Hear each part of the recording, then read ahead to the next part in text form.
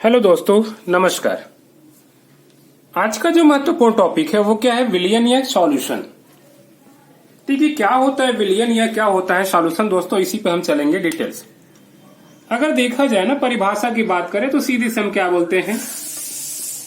दो या दो से अधिक। दोस्तों परिभाषा में जरूर बता रहा हूं, पर इसकी विस्तृत हम डिटेल जानकारी देंगे, समझाने का प्रयास करेंगे। कहते हैं दो या दो से अधिक शुद्ध पदार्थों के समांगी मिश्रण को विलयन कहते हैं।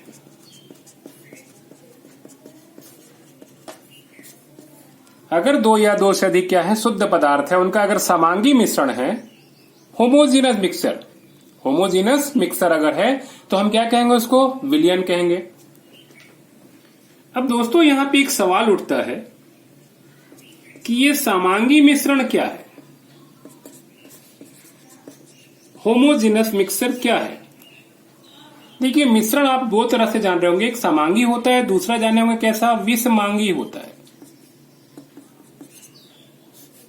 Heterogeneous mixture. अगर ये दोनों शब्दों को हम समझ लेना तो हम समझ पाएंगे कि क्या है समांगी मिश्रण, क्या है विषमांगी मिश्रण। देखिए, मिश्रण को इंग्लिश में क्या बोलते हैं? मिक्सचर बोलते हैं। जो खाने वाला मिक्सचर वो भी क्या है? मिक्सचर है। अब अगर खाने वाला मिक्सचर को हम लें तो क्या देखेंगे? इसमें बहुत सारे कॉन्टेक्ट रहते हैं, कुछ सेव, कुछ दाल, कुछ मूंगफली के दाने आप देखे होंगे।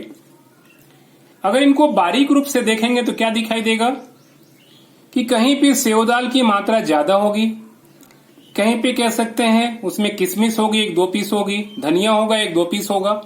यानी यहां पे देखा जाए ना तो पदार्थों का जो वितरण होगा वो कैसा होगा? असमान होगा, यानी कहीं कम या कहीं अधिक। दोस्तों आप ये भी अनुभव करते होंगे, जब मिक्सचर खाते होंगे पैकेट से तो क्या होगा? ऊपर कम नमकीन लगता है, नीचे अधिक नमकीन लगता है, क्योंकि नमक के अणु झड़कर कहां चले जाते हैं? नीचे। तो ये क्या है? विषमांगी मिश्रण। यानी हम एक ऐसे मिश्रण की बात कर रहे हैं जिसमें उसके जो अणु है उसका वितरण क्या है? एक समान नहीं है, कहीं अधिक और कहीं कम है। अगर दो या दो से अधिक पदार्थों का विषमांगी मिश्रण है तब तो इनको हम केवल मिक्सचर या मिश्रण कहेंगे, इसे हम विलयन नहीं कहेंगे। अब क्या कहते हैं समांगी मिश्रण, जरा समझिए। मान लीजिए आपने क्या किया, एक गिलास पानी ले लिया, इस प्रकार हमने ले लिया, और इसमें हमने क्या किया? एक चम्मच लगभग नमक घोल दिया और अच्छे से क्या कर दिया? हम इसको मिक्स कर दिए।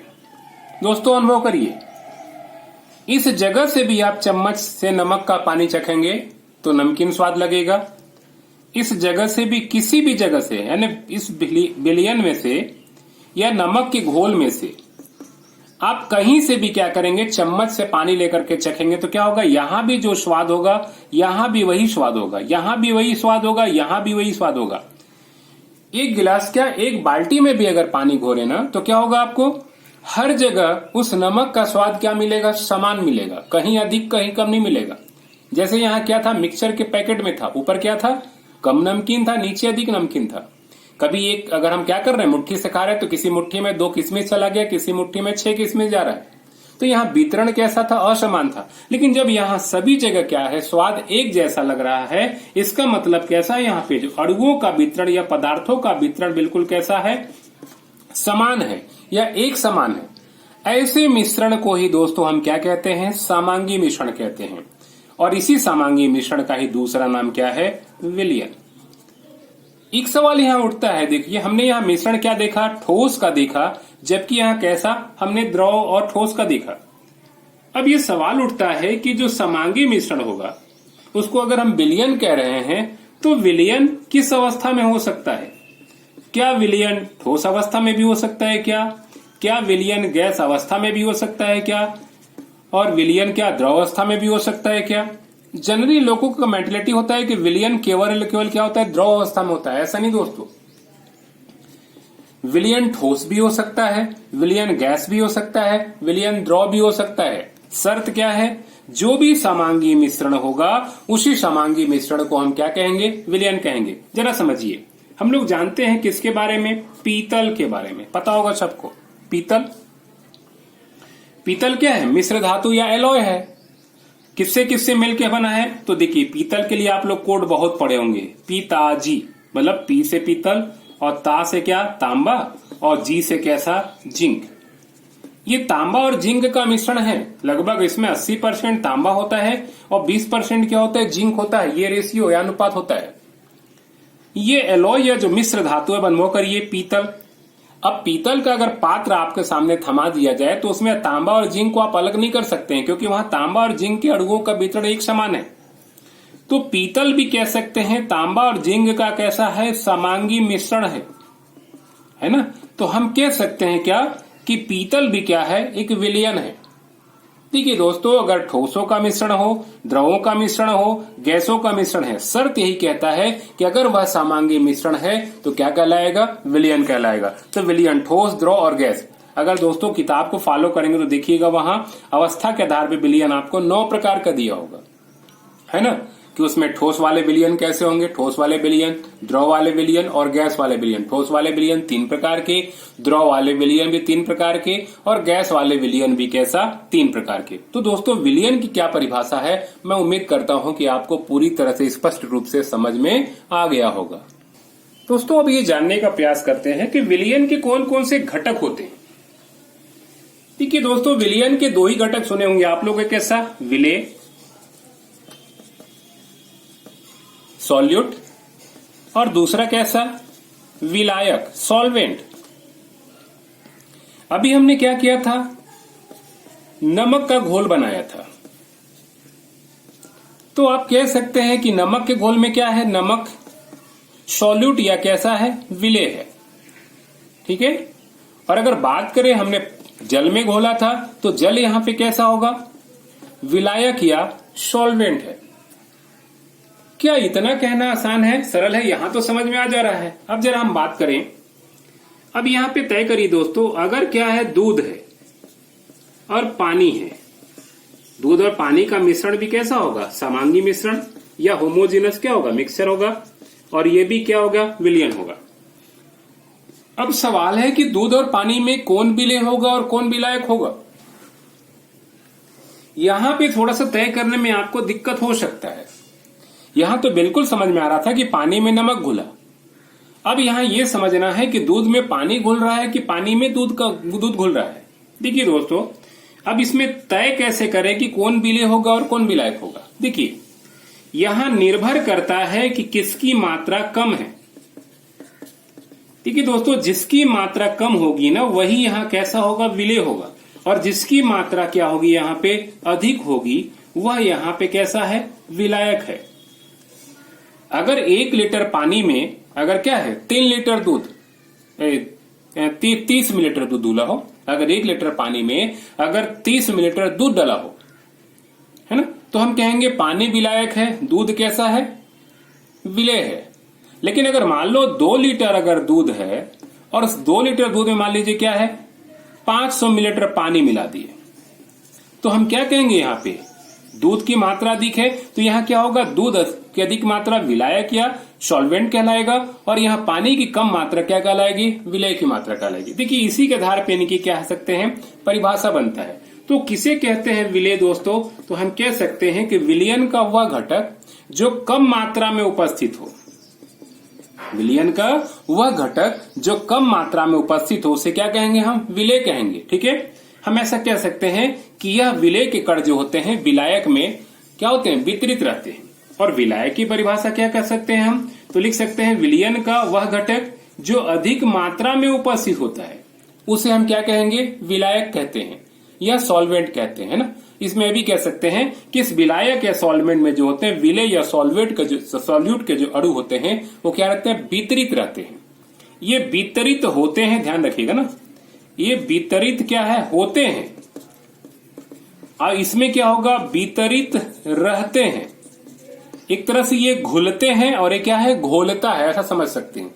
तो यही दोस्तों विलयन के 2 घटक क्या है? तो विलेय और विलायक, सॉल्यूट और कैसा? सॉल्वेंट है।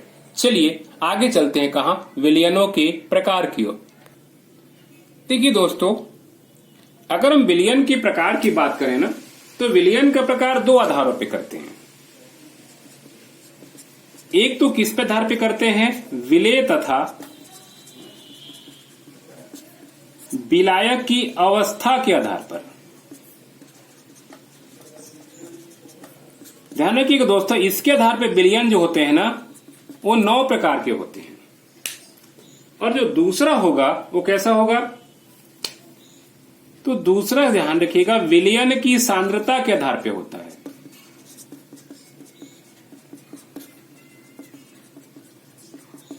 इसके आधार पे विलयन हमको 5 प्रकार का दिखाई देगा दोस्तों। अब हम समझने का प्रयास करते हैं कि 9 प्रकार क्या होगा। बिल्कुल छोटे थे, 2 लाइन बता दे रहा हूं मैं। क्योंकि पहला आधार है विलेय तथा विलायक की अवस्था के आधार पे। इसके आधार पे देखते हैं क्या क्या हो सकता है। ठीक है, चलिए समझते हैं। तो एक तरफ हम क्या ले लें, विलेय ले लें, और दूसरे तरफ क्या ले लें, हम विलायक ले लें। 3 बार क्या ले लें, ठोस ठोस ठोस। 3 बार क्या ले लें, द्रव द्रव और द्रव। और 3 बार क्या ले लें हम, गैस गैस और गैस। इसमें कर सकते हैं ठोस, द्रव और गैस।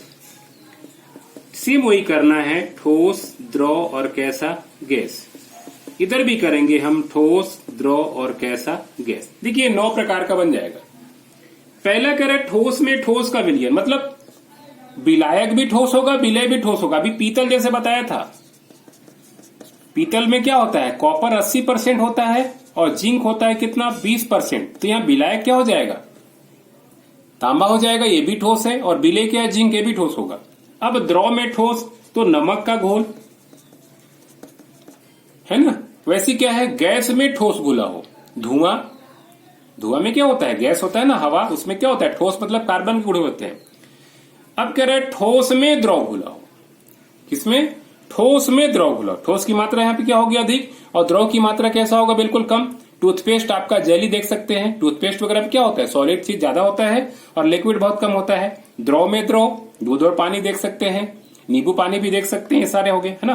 वहां पानी की मात्रा अधिक है, नींबू की मात्रा कम है, तो ये द्रव में द्रव, यानी नींबू क्या हो जाएगा, विलेय, और पानी यहाँ विलायक। गैस में द्रव घुला हो, कुहरा, ओस, आप लोग जानते होंगे, ओस, कुहरा, है ना। उसमें क्या होता है, हवा में बहुत अधिक मात्रा में द्रव की बूंदें क्या होती है, डिजल होती है। ठोस में गैस, अगर इसको देखेंगे ना तो मानक हाइड्रोजन इलेक्ट्रोड देखेंगे दोस्तों। मानक हाइड्रोजन इलेक्ट्रोड में क्या होता है, प्लैटिनम का इलेक्ट्रोड होता है, मानक हाइड्रोजन इलेक्ट्रोड, इसका सबसे अच्छा एग्जांपल है। इसमें क्या होता है, प्लैटिनम की प्लेट पर हाइड्रोजन गैस क्या होता है, अधिशोषित होता है, वहां पे विलयन बनता है। तो यहाँ ठोस क्या हो गया, प्लैटिनम, और हाइड्रोजन गैस क्या हो गया, तो गैस के रूप में हो गया। अब द्रव में गैस घुला हो तो सामान्य जल में भी देखते हैं भाई, जो जीव जंतु है, जलीय जीव जंतु जो ऑक्सीजन लेते हैं, कहां से लेते हैं, पानी में। तो पानी में क्या होता है, बहुत अधिक मात्रा में ऑक्सीजन घुली रहती है, तो वहां पानी क्या होगा, विलायक हो जाएगा और गैस होगा। अब गैस में गैस तो सामान्य कह सकते हैं वायु। सामान्य वायु में क्या है, हमको मालूम है, नाइट्रोजन भी है, ऑक्सीजन भी है, कार्बन डाइऑक्साइड भी है, ये सारा समांगी मिश्रण ही तो है। तो ये सारा कैसा होगा, गैस में गैस का विलयन। इस प्रकार कह सकते हैं कितने, तो 9 प्रकार के हम विलयनों को बांट सकते हैं। चलिए दोस्तों दूसरे आधार पर देखते हैं। अब अगर दूसरे आधार देखें सांद्रता के आधार पे, तो इसके आधार पर विलयन कई प्रकार के हो सकते हैं। एक होता है क्या, तनु विलयन। दूसरा क्या होगा दोस्तों, सांद्र विलयन। तीसरा कैसा होगा, असंतृप्त, अनसैचुरेटेड ना। तनु मतलब डाइल्यूट सॉल्यूशन, ये क्या है, कॉन्सेंट्रेट सॉल्यूशन। असंतृप्त विलयन या अनसैचुरेटेड विलयन। चौथा कैसा होगा, संतृप्त विलयन। और पांचवा क्या होगा, अति संतृप्त विलयन। देखिए दोस्तों ये 10वीं में आप लोग पढ़ के आए होंगे, बहुत थोड़ी थोड़ी जानकारी मैं दे रहा हूं क्योंकि मेन पॉइंट पे हमको चलना है। सीधी सी बात है, तनु विलयन उसमें कहेंगे जिसमें विलाय की अपेक्षा क्या होती है, विलेय की मात्रा अत्यंत कम होता है। अब 1 लीटर पानी में 2 ग्राम अगर घुला होगा विलेय, तो क्या होगा, तनु विलयन। सांद्र विलयन में क्या होगा, इसमें भी विलेय की मात्रा घुली होती है पर अधिक मात्रा में। अब अधिक मात्रा मतलब ऐसा नहीं समझेंगे कि विलाय की अपेक्षा अधिक। मान लीजिए अगर क्या है 100 ml पानी है और उसमें मान लीजिए 60 ml या 70 ml क्या है, HCl घुला हुआ है, तो लगभग इसमें विलेय की मात्रा बहुत अधिक है, तो ऐसे विलयन क्या कहेंगे, सांद्र विलयन। असंतृप्त विलयन मतलब ऐसा विलयन जिसमें विलेय की हम और अधिक मात्रा घोल सकते हैं। अगर जिसमें विलेय का या सॉल्यूट का और अधिक मात्रा घुल जाएगा तो ऐसे विलयन को असंतृप्त बोलते हैं। संतृप्त विलयन किसको कहते हैं दोस्तों, ध्यान रखिएगा, इसके लिए टेम्परेचर होना चाहिए क्या, स्थिर। इसको कहते हैं स्थिर ताप पर वह विलयन जिसमें विलेय की और अधिक मात्रा नहीं घोल सकते हैं। देखिए दोस्तों, अगर संतृप्त विलयन है ना, और अगर वहां आप ताप बढ़ा रहे हैं तो क्या होगा, विलेय की मात्रा और घुल जाएगी। तो संतृप्त विलयन की एक खासियत परिभाषा ध्यान रखिएगा कि यहाँ पे ताप को आपको निश्चित करना पड़ेगा। शक्कर की चाशनी में देखिएगा, 1 गिलास पानी में आप 5 किलो शक्कर भी घोल सकते हैं, कैसे, टेम्परेचर बढ़ा के। लेकिन सामान्य ताप पे क्या होगा, 1 गिलास पानी में आप 2 गिलास भी शक्कर नहीं घोल सकते हैं, है ना। अगर ताप समान है तो क्या होगा, तभी संतृप्त मिलेगा। जैसे जैसे ताप बढ़ाएंगे संतृप्त विलयन भी असंतृप्त विलयन में बदल जाता है। इसीलिए संतृप्त विलयन की परिभाषा में कहते हैं कि स्थिर ताप पर वह विलयन जिसमें विलेय की और अधिक मात्रा हम नहीं घोल सकते हैं। अति संतृप्त विलयन मतलब वह विलयन जिसमें संतृप्त विलयन की अपेक्षा विलेय की और अधिक मात्रा घुली हो। मान लीजिए संतृप्त विलयन में 100 ग्राम घुलता हो विलेय, ठीक है, लेकिन अगर उससे भी ज्यादा अगर घोल लिए, कैसे, टेम्परेचर बढ़ा के, फिर टेम्परेचर घटा लिए, तो ऐसे विलयन को क्या कहेंगे, अति संतृप्त। देखिए मधुरस जो है ना, अति संतृप्त विलयन है। शक्कर की जो चाशनी है ना, ये क्या है, अति संतृप्त विलयन है, ठीक है। इसमें क्या होता है, बहुत अधिक मात्रा में विलेय घुला होता है। इस प्रकार हम सांद्रता के आधार पर हम बांट सकते हैं। चलिए दोस्तों, अब चलते हैं कहा, काफी महत्वपूर्ण टॉपिक की ओर। अगला टॉपिक है दोस्तों, विलयनों की सांद्रता व्यक्त करने की विधियां। कैसे हम विलयन की सांद्रता हम व्यक्त कर सकते हैं, जरा समझते हैं। ठीक है दोस्तों, उसके पहले हमको समझना होगा किसे कहते हैं मानक विलयन, स्टैंडर्ड सॉल्यूशन। ये जानना जरूरी है, क्या है मानक विलयन। देखिए दोस्तों, मानक विलयन को जो है ना ज्ञात विलयन भी कहा जाता है। इसको हम क्या कह सकते हैं, ज्ञात विलयन भी कह सकते हैं, या इसी को प्रामाणिक विलयन भी कहते हैं। ये शब्द आ सकता है। ठीक है, ज्ञात मतलब सीधी सी बात है, जिस विलयन की क्या हो, हमको सांद्रता पता हो। वह विलयन जिसकी सांद्रता हमको पहले से पता हो कि क्या सांद्रता है। आप लोग प्रैक्टिकल में पढ़े होंगे, दिए गए n/20, दिए गए n/30 पढ़े होंगे। n/20 n/30 क्या है, इसकी सांद्रता है, नॉर्मलता के रूप में, नॉर्मेलिटी या नॉर्मलता के रूप में। तो ये सांद्रता पहले से दिया है, मतलब सांद्रता इसकी ज्ञात है। तो ऐसे विलयन को ही हम क्या कहते हैं यहाँ पे, तो मानक विलयन या ज्ञात विलयन या प्रामाणिक विलयन। अगर इसकी परिभाषा आएगा तो क्या कहेंगे, वह विलयन जिसकी सांद्रता हमें पता हो या ज्ञात हो। ऐसे विलयनों को हम क्या कहते हैं, तो मानक विलयन या स्टैंडर्ड सॉल्यूशन कहते हैं। अब देखिए, एक विलयन की अगर सांद्रता व्यक्त करने की कई विधियां हैं, जिसमें पहला जो है ना वो क्या है, द्रव्यमान प्रतिशत है, मास परसेंटेज। दूसरा इसमें क्या है दोस्तों, आयतन प्रतिशत, वॉल्यूम परसेंटेज। तीसरा एक में जो इसमें महत्वपूर्ण है क्या है, नॉर्मलता है, जिसको हम एन से, नॉर्मेलिटी एन से व्यक्त करते हैं। चौथा एक कैसा है ज्ञात करने की विधि, मोलरता या मोलेरिटी, कैपिटल एम से व्यक्त करते हैं। पांचवा जो पॉइंट है वो क्या है, मोललता,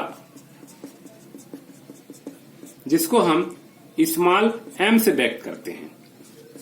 छठवां जो महत्वपूर्ण टॉपिक है वो क्या है, एक फॉर्मलता है, जिसको हम एफ से व्यक्त करते हैं।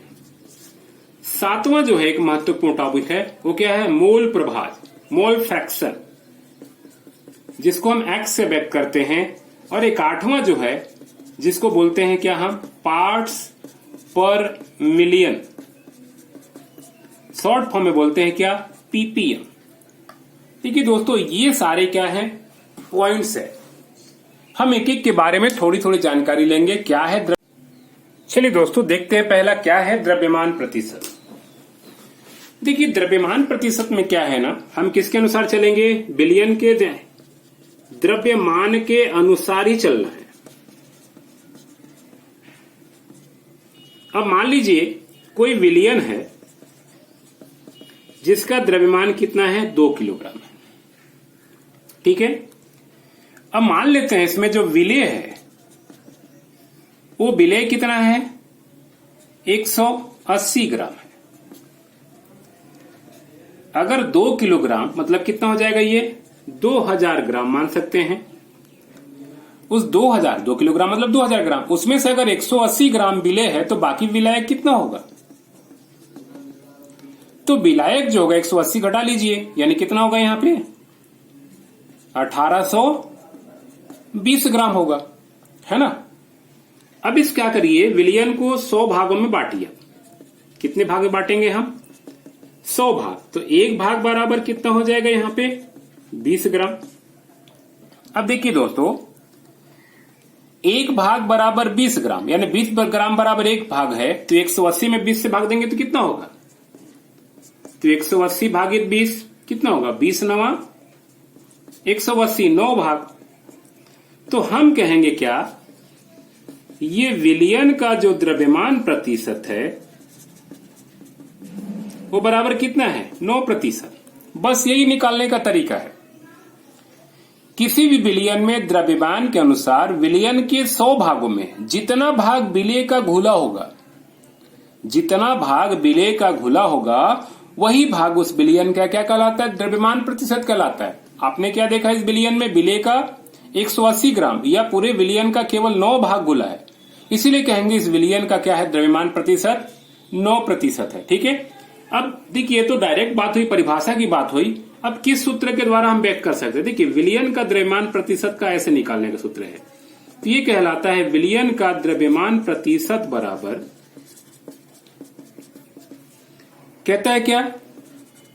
WA बटे WA प्लस WB इंटू 100%। अब ये W क्या है? तो W ये मतलब दोस्तों क्या? विलेय या सॉल्यूट का द्रव्यमान, विलेय का द्रव्यमान। और WB मतलब यहां पे कैसा हो जाएगा? विलायक का द्रव्यमान। अब देखिए दोस्तों, हम इसी को यहां पे भर रहे हैं। W ये मतलब क्या? विलेय का। तो क्या करेंगे हम? 180 रख दिया हमने। W ये पहले से पता है 180, और प्लस WB विलायक का द्रव्यमान कितना है यहां पे? 1820। 1820 गुणित कह रहा है क्या? 100%। इसको हल करेंगे तो क्या होगा? 180 गुणित 100 और बटे कितना हो जाएगा नीचे? 2000। ये 3 जीरो से ये 3 जीरो कट गया, 18 में 2 से भाग देंगे कितना आएगा? 9%। तो ये सूत्र की सहायता से हम क्या कर सकते हैं? द्रव्यमान प्रतिशत ज्ञात कर सकते हैं, है ना। तो परिभाषा के रूप में वही हो जाएगा, किसी भी विलयन में द्रव्यमान के अनुसार विलेय के जितने भाग, विलयन के 100 भागों में विलेय के जितने भाग गोले होंगे वही उस विलयन का द्रव्यमान प्रतिशत कहलाता है। और आप इस सूत्र की सहायता से, गणितीय सूत्र की सहायता से क्या कर सकते हैं? द्रव्यमान प्रतिशत निकाल सकते हैं। चलिए आगे बढ़ते हैं। अब हमने क्या देखा? दूसरा पॉइंट, आयतन प्रतिशत। इसको समझते हैं। देखिए, ये भी सेम है वही। अब इसमें क्या होगा ना? आयतन के अनुसार होगा, आयतन के अनुसार होगा। वही विलयन के 100 भागों में। अब मान लीजिए हमारे पास कितना है? 3 लीटर विलयन है। 3 लीटर मतलब 3000 मिलीलीटर। अब मान लीजिए इसमें से क्या है? 300 मिलीलीटर क्या है? उसमें HCl घुला है। तो देखिए, 3 लीटर का अगर हम क्या करेंगे? 100 भाग करेंगे तो कितना आएगा? 30 मिलीलीटर। यानी एक तरह से कितना होगा? 30 दहा में 310 भाग हुआ। तो इस विलयन का आयतन प्रतिशत कितना हो जाएगा? 10%। बस यही आयतन प्रतिशत। किसी भी विलयन में क्या होगा? आयतन के अनुसार विलयन के 100 भागों में जितने विलेय की भागों की घुली होगी वही भाग क्या कहलाता है? उसका आयतन प्रतिशत कहलाता है। ठीक है दोस्तों। अब आयतन प्रतिशत का फार्मूला क्या होगा? इसको जरा समझ लेते हैं। तो ये हो जाएगा विलयन का आयतन प्रतिशत बराबर क्या हो जाएगा? यहां पे वॉल्यूम के अनुसार VA बटे VA प्लस VB इंटू कैसा? 100%। इसमें हम मान करके VA क्या है धन, जहां VA बराबर क्या हो जाएगा? वहां विलेय का द्रव्यमान था, यहां विलेय का क्या हो जाएगा? आयतन। VB क्या था वहां पे? तो विलायक का WB था ना, विलायक का द्रव्यमान था, यहां विलायक का क्या हो जाएगा? आयतन। बाकी आप लोग रख के क्या कर सकते हैं? आंकिक प्रश्नों को हल कर सकते हैं। तो ये क्या था? दूसरा आयतन प्रतिशत। इसके भी न्यूमेरिकल आप सरलता से बना सकते हैं। चलिए दोस्तों, थर्ड चलते हैं। कैसा? नॉर्मलता। क्या है नॉर्मलता? जरा इसको हम समझते हैं। नॉर्मलता या नॉर्मलिटी को क्या करते हैं? कैपिटल N से व्यक्त करते हैं। देखिए इसकी परिभाषा सरल है, पर थोड़ा सा क्या एक शब्द को समझना थोड़ा कठिन होता है, जरा समझिए। देखिए इसकी परिभाषा ये कहता है क्या, किसी भी विलयन के, कोई भी विलयन हो, किसी भी विलयन के 1 लीटर में उपस्थित, 1 लीटर में उपस्थित विलेय का ग्राम तुल्यांक द्रव्यमान ही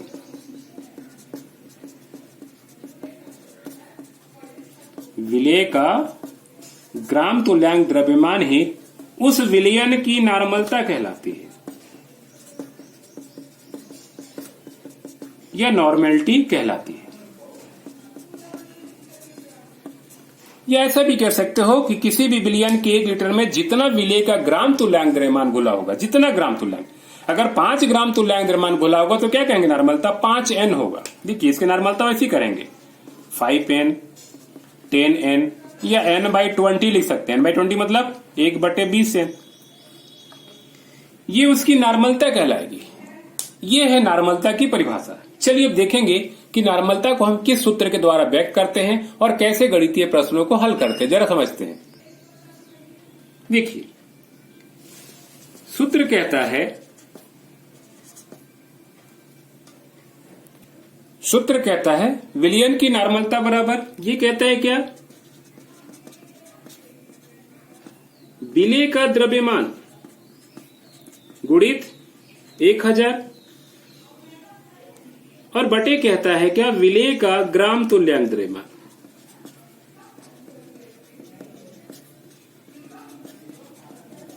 इंटू कहता है क्या, विलयन का आयतन। दोस्तों यह ध्यान रखिएगा, ये विलयन का आयतन किस में लिया हूं, मिलीलीटर में। सबसे बेहतर फार्मूला ये होता है, सबसे बेहतर फार्मूला इसको हम कहते हैं। हाँ, आप इस फार्मूला को छोटा भी कर सकते हो, हम इसको ऐसे भी लिख सकते हैं, कैसा, विलेय का द्रव्यमान बटे विलेय का ग्राम तुल्यक द्रव्यमान है ना, गुणित क्या हो जाएगा, ये विलयन का आयतन। इस बार दोस्तों क्या होगा, आयतन किसमें, लीटर में। यानी 1000 जो यहां लगाया गया है ना, ये मिलीलीटर में के चलते हैं। वैसे सबसे बेहतर फार्मूला ये होता है, कभी भी दिक्कत नहीं होता है। आप इसको भी लगा सकते हैं, अगर आयतन लीटर में दिया हुआ है तो डायरेक्ट इस फार्मूला को भी लगा सकते हैं। विलेय का द्रव्यमान फिर कंफ्यूज नहीं होंगे, ये ग्राम में ही रहेगा, ऊपर वाला क्या होगा, ग्राम में ही रहेगा। इसीलिए क्या है ना, सीजीएस पद्धति में हमने इस फार्मूला को लेके चला। ये विलयन की नॉर्मलता ज्ञात करने का सिंपल सूत्र है। अब एक नई चीज यहां पे क्या है कि क्या है ये विलेय का ग्राम तुल्यांक द्रव्यमान।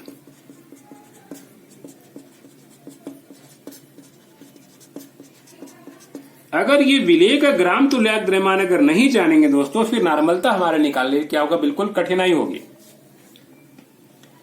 अगर देखा जाए ना तो विलेय का ग्राम तुल्यांक द्रव्यमान अलग अलग निकलता है। अम्ल के लिए अलग सूत्र होता है, क्षार के लिए अलग सूत्र होता है, लवण के लिए अलग सूत्र होता है। मैं थोड़ा थोड़ा देखिए तीनों सूत्रों को बता दे रहा हूं मैं जल्दी में, है ना। चलिए दोस्तों यहां पे जरा ध्यान दीजिए, ये थोड़ा लंबा लफड़ा वाला है, फिर भी इसको शॉर्टकट ट्रिक्स बताऊंगा, बिल्कुल सरल तरीके से बनाएंगे। देखिए अगर अम्ल का ग्राम तुल्यांक द्रव्यमान निकालेंगे तो कहता है क्या, अम्ल का अणु भार बटे क्षारकता, यानी जो भी अम्ल होगा उसका अणु भार में अगर उसकी क्षारकता का भाग देंगे तो क्या होगा, हम निकाल सकते हैं। अब समस्या होगी क्षारकता क्या है, बात करेंगे अभी हम। इसी प्रकार अगर क्षार का ग्राम तुल्यांक द्रव्यमान निकालेंगे तो क्या कहता है, क्षार का अणु भार बटे अम्लीयता। और अगर किसी लवण का ग्राम तुल्यांक द्रव्यमान निकालेंगे तो क्या होगा, लवण का अणु भार बटे, यहां अम्लिता क्षारिता न होकर क्या होगा, प्रतिस्थापित धन आयनों की संख्या। अब आखिर क्या नॉर्मलता आपको निकालना है, तो अम्ल का अलग, क्षार का अलग, लवण का अलग, तीनों अलग अलग है। देखिए आंकिक प्रश्नों में क्या है ना, इतना लेके चलेंगे तो जानकारी तो होनी चाहिए, है ना, कंपटीशन की दृष्टि से। फिर भी अगर आंकिक प्रश्न बनाएंगे तो शॉर्टकट एक सूत्र बता रहा हूं मैं। देखिए हम डायरेक्ट तीनों का एक कॉमन सूत्र बता रहा हूं। हम डायरेक्ट लिख सकते हैं क्या, पदार्थ का ग्राम तुल्यांक द्रव्यमान बराबर कैसा, पदार्थ का अणु भार। देखिए पदार्थ के जगह हम विलेय भी लिख सकते हैं ना, विलेय हो गया, और बटे क्या लिख सकते हैं, डायरेक्ट संयोजकता ऑब्लिक, डायरेक्ट सूत्र लिख सकते हैं धनायनों की संख्या। या तो संयोजकता या धन आयनों की संख्या, दोनों में से जो भी मान होगा उसको हम भरेंगे। अब ये कैसे निकलेगा जरा हम उदाहरण से समझते हैं। अब जैसे मान लीजिए हमको निकालना है HCl का ग्राम तुल्यांक द्रव्यमान, तो HCl का अणुभार निकालना होगा। क्लोरीन का क्या होगा 35.5, चलो 35 से लेके चलते हैं, तो इसका अणुभार कितना होगा 36। अब बटे समझना होगा HCl। देखिए HCl को अगर तोड़ेंगे तो कैसे टूटेगा, H+ और Cl-। देखिए यहां देखा जाए तो संयोजकता क्या है +1 है, धन आयन भी 1 है ना। नियमानुसार क्या है, अम्ल है तो क्या होगा क्षारकता, क्षारकता मतलब यही है आयनों की संख्या, तो बटे क्या होगा 1, तो हम कहेंगे इसका क्या है ग्राम तुल्यांक द्रव्यमान कितना होगा 36 होगा। इसी प्रकार दूसरा अम्ल ले ले H2SO4 का ग्राम तुल्यांक द्रव्यमान, H2SO4 का देखिए 98 होगा। अब इसको अगर तोड़ेंगे तो क्या मिलेगा 2H प्लस SO4 2 माइनस मिलेगा। क्या मिलेगा यहाँ पे 2H प्लस, देखिए यहां संयोजकता +1 है पर धन आयन की संख्या 2 है, तो बटे 2 जो अधिक होगा कितना आ जाएगा 49। इसी प्रकार मान लीजिए हम क्या करें, कोई क्षार ले ले NaOH, इसका अगर हम ग्राम तुल्यांक द्रव्यमान निकाले तो सोडियम का 23, ऑक्सीजन का 16, ऑक्सीजन हाइड्रोजन का 1 हो जाएगा 40 बटे, इसको तोड़ेंगे तो क्या मिलेगा हमको Na+OH। देखिए यहां धन आयन की संख्या 1 है तो बटे 1 कर देंगे, ये इसका 40, मतलब NaOH से क्या होगा ग्राम तुल्यांक द्रव्यमान और अणुभार सेम होता है ना। इसी प्रकार कोई लवण ले ले हम, कैसा लवण के रूप में मान लीजिए हम NaCl ले रहे हैं।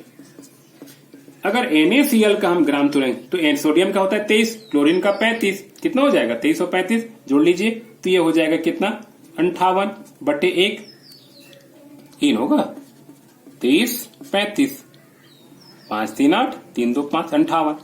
देखिए इसको तोड़ेंगे तो क्या मिलेगा हमको, NaCl को तोड़ेंगे तो Na+Cl, यहां सिंगल मिलेगा 1 तो बटे 1 ही रखेंगे, यानी 58 इसका भी होगा। इसी प्रकार मान लीजिए हम MgCl2 का, देखिए यहां एक समझने वाली चीज है, तो मैग्नीशियम में कितना होता है 12, ये होता है ना मैग्नीशियम का होता है 12, और क्लोरीन मान लो 35 दूना 70, कितना हो जाएगा 70 और 12 35 दूना 70, ओ सॉरी इसका 24 होता है ना, गड़बड़ हो रहा है 24, तो ये हो जाएगा लगभग क्या 94।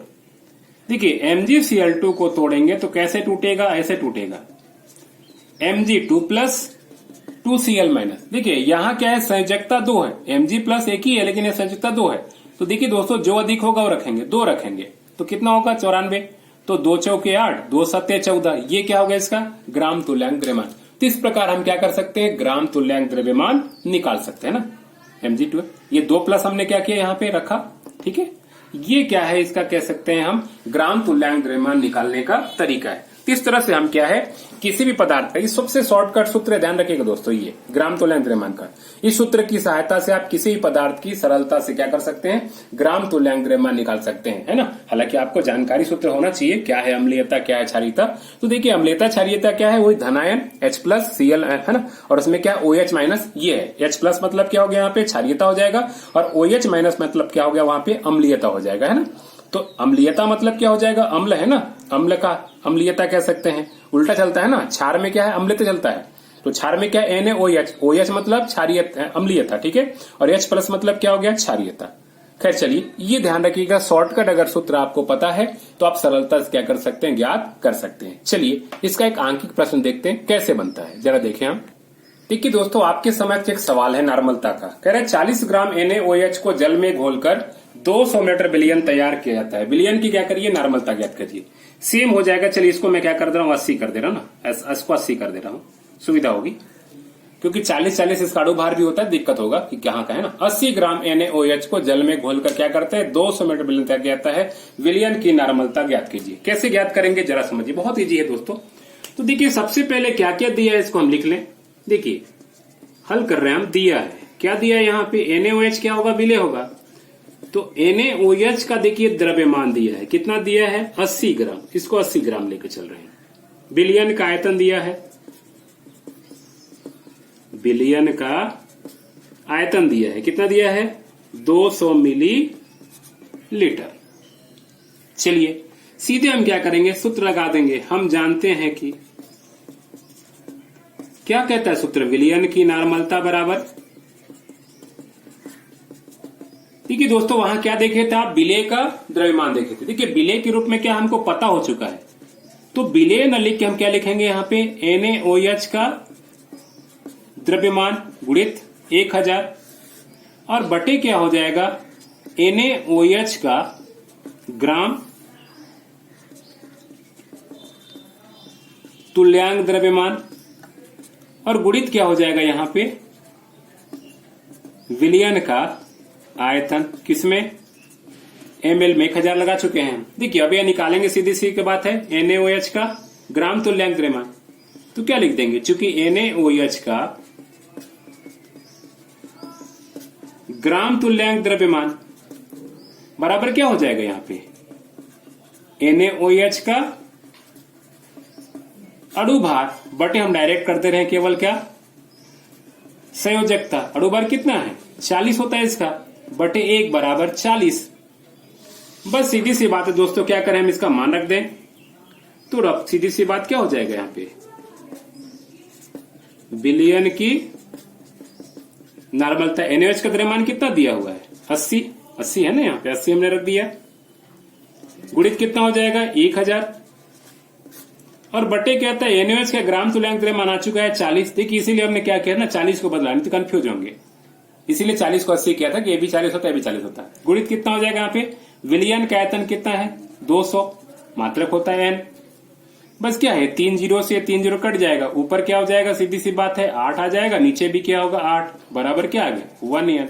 बस यही क्या है इसकी नॉर्मलता है। लास्ट में लिख लीजिए दोस्तों, क्या था, विलयन की नॉर्मलता क्या होगी 1n होगी। यही था कैसा, विलयन की नॉर्मलता। चलिए दोस्तों आगे समझते हैं। देखिए दोस्तों हमने क्या किया, द्रव्यमान प्रतिशत, आयतन प्रतिशत और नॉर्मलता, ये तीनों को आपने क्या, आप लोगों को विस्तृत रूप से बता दिया। अब चौथा टॉपिक है मोलरता, मोलरिटी, मोललता और कैसा, मोल प्रवाह। अगर देखा जाए ना तो ये तीनों का हम स्वतंत्र वीडियो अलग अलग बना चुके हैं, हमारे चैनल पे आपको मिल जाएगा। तो मैं समय जाया ना करते हुए क्या है, मैं यहीं पे कह सकते हैं इसको टॉपिक को समाप्त कर रहा हूं। बिल्कुल आपको मिलेगा, मेरे चैनल में ढूंढेंगे तो मोलरता का पूरी डिटेल जानकारी है 8 मिनट में, मोललता का लगभग 6-7 मिनट में है और मोल प्रभाज का पूरी डिटेल जानकारी आपको मिल गया, तो मैं मिलेगा उसमें से। हम चूंकि क्या है इसको दोबारा लेके नहीं चल रहे हैं। अगला जो हम नया टॉपिक चलेंगे ना, चलेंगे कहा हम, अणु संख्यक गुणधर्म।